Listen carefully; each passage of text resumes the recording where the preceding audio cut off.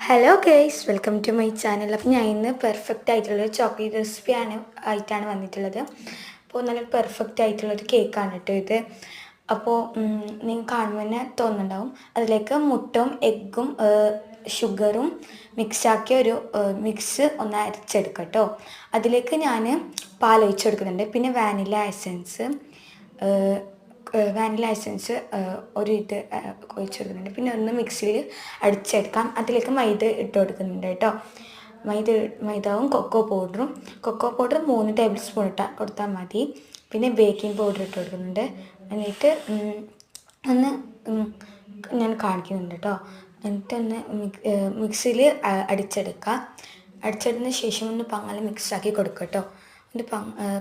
കൂടുതലായിട്ട് മിക്സാക്കി കൊടുക്കണം. എന്നിട്ട് പങ്ങലൊന്ന് മിക്സാക്കി കൊടുക്കുക കേട്ടോ. വീഡിയോയിൽ കാണുന്ന എനിക്ക് തന്നെ കുറേ നേരം മിക്സാക്കി കൊടുത്തിട്ടായിട്ട് പിന്നെ കുറച്ചും കൂടി മൈദ ഇട്ട് കൊടുക്കാം. കുറേശ്ശെ ആയിട്ടാട്ടോ മൈദ ഇട്ട് കൊടുക്കേണ്ടത്. പിന്നെ ഒരു ചട്ടി ചൂടാക്കാൻ വെക്കണം. അതിൻ്റെ മീത്ത് ഒരു പാത്രം പോലത്തെ ഒരു സാധനം വെക്കണം.